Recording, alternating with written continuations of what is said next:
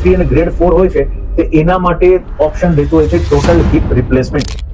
એટલે સારવારના વિકલ્પો કયા ગણી શકાય? એવિયન હિપના ટોટલ 4 ગ્રેડમાં એને ડિવાઈડ કરવામાં આવ્યું છે. ગ્રેડ 1, 2, 3, 4.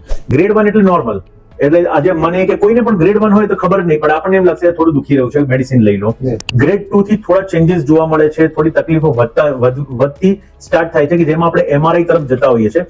એ કહેવાય છે કોડિકમ્પ્રેશન, એટલે પહેલા જ હું બોલ્યો હતો કે જેમાં બ્લડ સપ્લાય બંધ થઈ જાય છે એને આપણે કહેવામાં આવે છે વાસ્ક્યુલર નેક્રોસિસ ઓફ હિપ.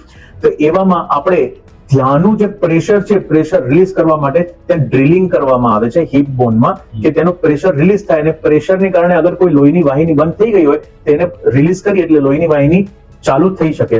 એમાં પછી આપણે કોઈ પણ પીઆરપી ઇન્જેક્શન્સ છે, બોન ગ્રાફ્ટિંગ બધું કરી શકે છે. આ બધું ગ્રેડ 2 માં આવે છે. જો કોઈ પેશન્ટ ગ્રેડ 2 માંથી પણ પસાર થઈ ગયો છે અને ગ્રેડ 3 અને ગ્રેડ 4 હોય છે તો એના માટે ઓપ્શન રહેતું હોય છે ટોટલ હિપ રિપ્લેસમેન્ટ. એટલે આખું ને આખું જે કપ, કોઈ પણ હિપ જોઈન્ટ છે એ હિપ જોઈન્ટ એને બોલ એન્ડ સોકેટ જોઈન્ટ કહેવાય છે. બોલ એટલે બોલ જે હોય છે, અને સોકેટ એ આખું બોલ એન્ડ સોકેટમાં, એટલે હિપ બોલ એ સોકેટમાં ફરતું હોય છે. એટલે ટોટલ હિપ રિપ્લેસમેન્ટમાં બોલ અને સોકેટ બંને જ એને બદલી દેવામાં આવે છે.